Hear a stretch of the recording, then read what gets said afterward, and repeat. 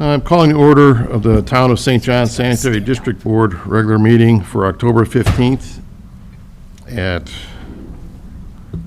6:21 p.m. Start with the pledge of the flag. I pledge allegiance to the flag of the United States of America and to the republic for which it stands, one nation, under God, indivisible, with liberty and justice for all. Roll call. John? Here. Kyle? Here. Patricia? Here. Kim? Here. And Tyler is absent. Okay. Next item on the agenda is a presentation from Baker Tilly regarding the financial matters of the water district, sanitary district, excuse me. Hi, everyone. Me again. So before I start, I know there are several members who are also on the water board. Did all of the members here of the sanitary district hear or see the water board presentation? Yeah, I was the only one not on the other board, and yeah, I saw the whole thing. Okay. If that was the case, if you did see it and kind of heard, my explanations of a few things, I'll try to go through this one a little bit quicker and less of the kind of explaining side of things, because it's essentially the same format and a lot of the same information, just simply for the sanitary district. So I'm going to go through this one a little bit quicker, just so you all can, go home tonight. But if I need to pause or back up, please stop me and let me know. So I realized my slide numbers, so I actually prepared water and sewer in the same PowerPoint. So when I printed them, my sewer slide number starts at 21. So starting on slide 21, again, same setup for the types of funds. Sanitary district is the fund that receives property tax dollars and has to be reviewed by the DLGF, the budget and that property tax rate. And then your sewer utility funds, which are sewer operating system development charges. So just want to point that out, the two buckets of sewer funds that I'll mention throughout this report. Slide 22, again, the same data, which is for the sanitary district fund, the net property tax it receives, and the circuit breaker amounts it receives every single year. So similar trends, sanitary actually gets a little bit more in property tax dollars than water does. And that is just due to sanitary has a little bit of a higher rate, nothing due to, the town's part or the sewer board's part. It's just when the property tax levies were assigned to these several years ago, sanitary did have a higher starting point. And so when it grows every year by the MLGQ, or maximum levy growth quotient, which next year is 4%, it just grows a little bit quicker than water. So for 2025, the net property tax dollars that the sanitary district gets is about $444,000. Slide 23, same trends as we saw for water, and honestly wide. It was really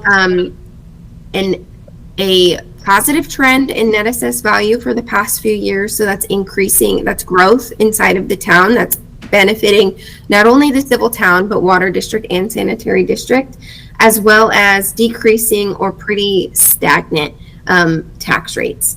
So the tax rate you'll see did have a little jump in 2025. That wasn't necessarily anything that the town or anyone did. So what had happened was a few years ago, we were not the town or the sanitary district's financial advisor, so we weren't working on the budgets.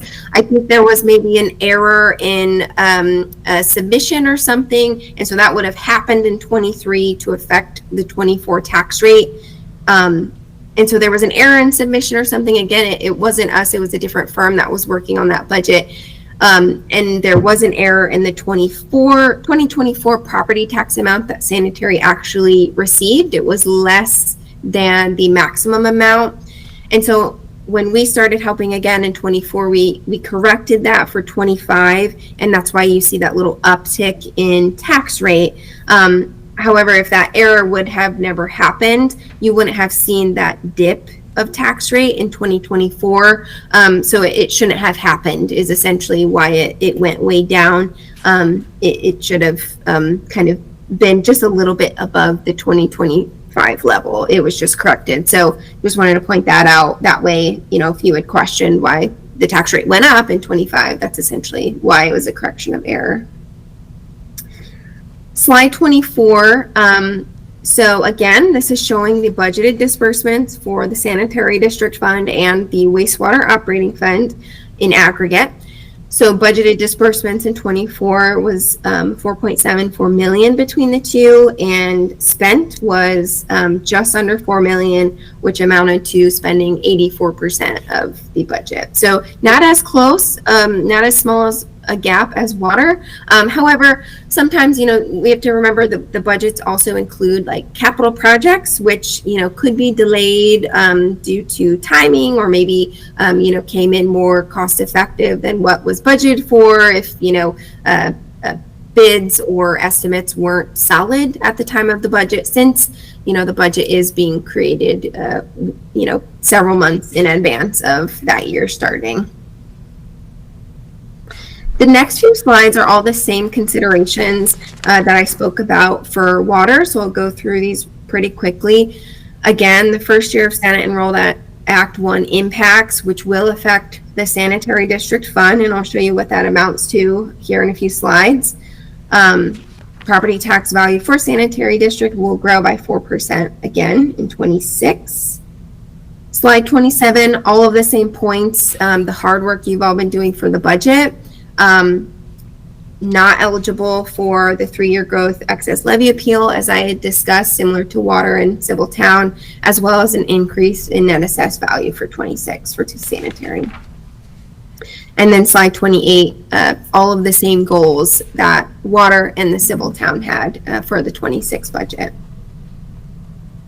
So slide 29, and now you'll see Sanitary District is highlighted. Again, this is only the property tax fund.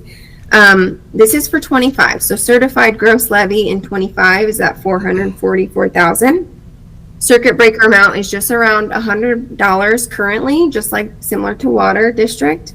So the net tax levy, what Sanitary District is actually receiving, is pretty close to what you guys are billing to taxpayers, or what the county is essentially on your behalf.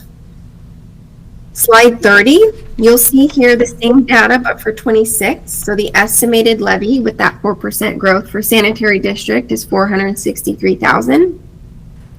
You've got your current level of circuit breakers, as well as the estimated Senate Enrolled Act 1 property tax laws, which again is expected to just be an increase in the circuit breaker amount that is seen by the Sanitary District. So for 2026, that loss is estimated to be about $40,000.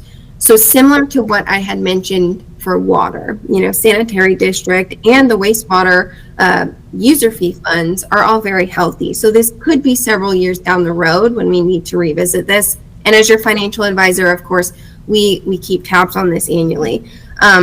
But if Sanitary District cannot afford its current level of budgets in the future, it likely will need to be moved budgets to the wastewater funds, at which point could potentially impact wastewater rates or prompt the need for a review. So of course, nothing I think you need to really consider immediately or even for 26, but it could be a few years from now that we need to further that discussion.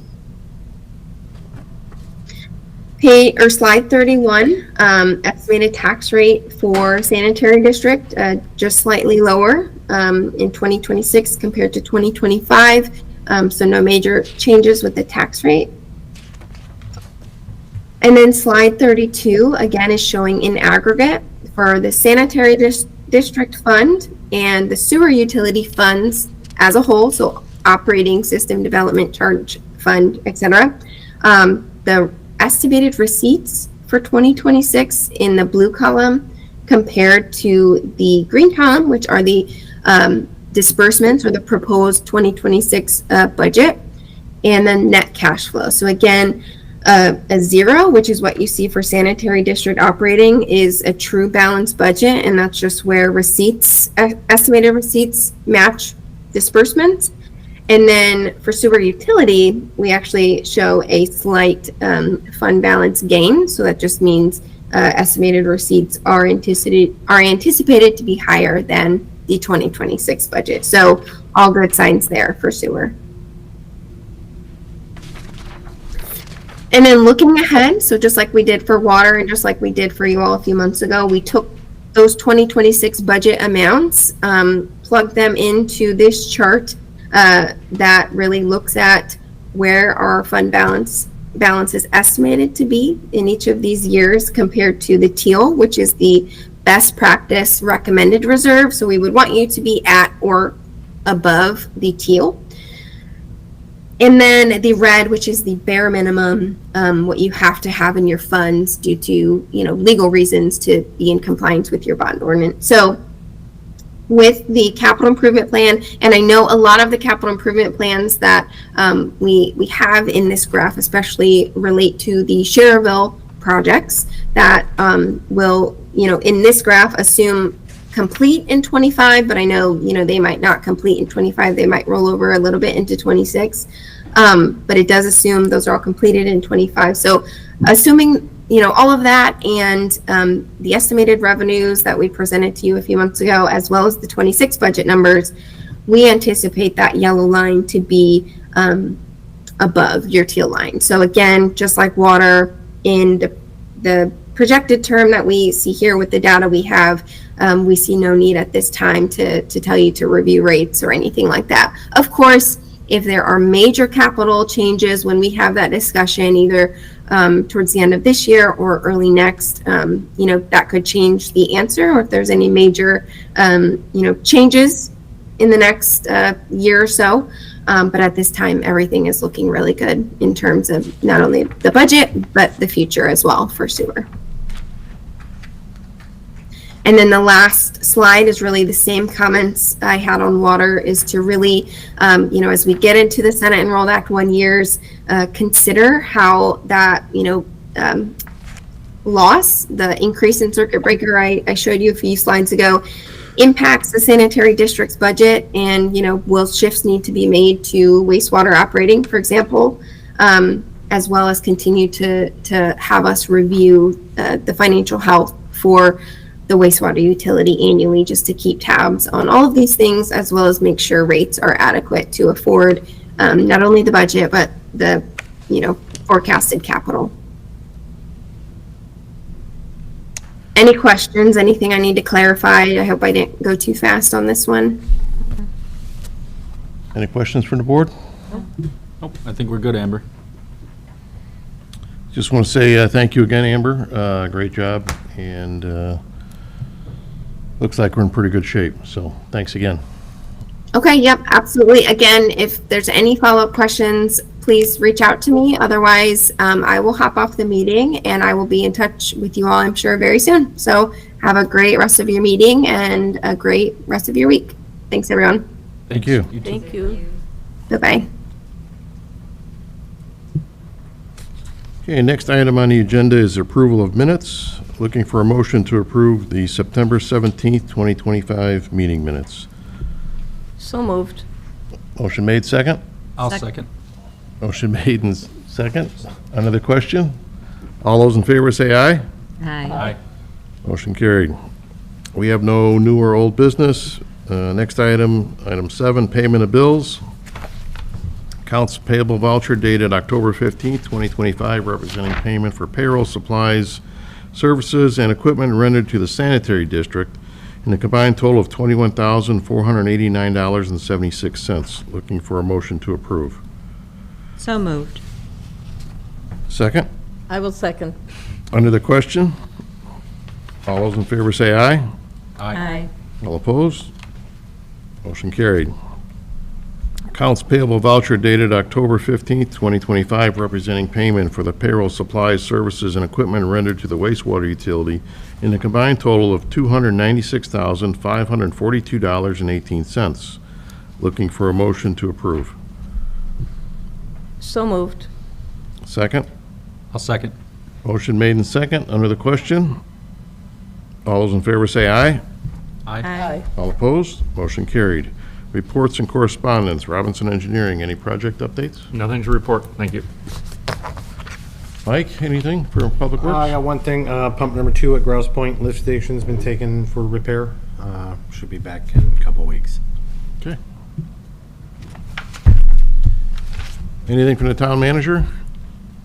No report, thank you. Thank you.